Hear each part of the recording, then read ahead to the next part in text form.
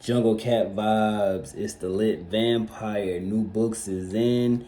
Next up, we got the Jazuku Clan Money, Sex, Murder. So, this is a very interesting book, and I don't know why I never really promoted it. I guess I just thought maybe it was, I guess it was so different from what I had ever done, and I was just like, this shit ain't gonna work, or nobody gives a fuck about this, and all this and that, just all in my head, right, about it. But I'm at the point now where if I published it, I'm gonna push it, because it's something for everyone, literally. You know what I mean? No matter what you write, someone's gonna fuck with it. So you gotta put it out there. You know what I mean? So, with this book though, it's 28, I believe. So it's 28 short stories, and this is an ongoing saga. But being that no one has even read this, I'm not releasing part 2 because people got to read this one first. You know what I mean? So I'm ready to drop part 2, but y'all got to read this shit first. You know what I mean? So basically, it's about a family of ninjas, right? And they can manipulate the elements on top of being ninjas, right?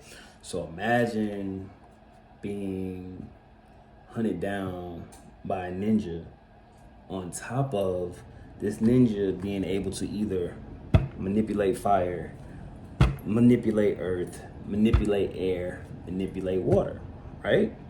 Now, the only way you're gonna get hunted down by them is if you borrow money from one of their parents. So, on this particular island where they live on a private island, and their 4 parents are 2 men and 2 women. One of them are masters of each element, and each master has raised X amount of kids in said element. So imagine being surrounded by not only your peers, which are your brothers and sisters, that can manipulate the same element as you. You have several others around you that can bend and manipulate the other elements. So shit get crazy. Then on top of all of that, imagine someone borrows money from your parent and doesn't pay them back. And your parent says, hey, go get that. And if they don't have it, kill them. So you've been trained to kill since birth. On top of being able and been trained in said element. So you can do all kind of shit. So why in the fuck would someone borrow money from your parent knowing that shit ain't gonna be sweet? You know what I'm saying? Like, so motherfuckers fuck around and find out the hard way.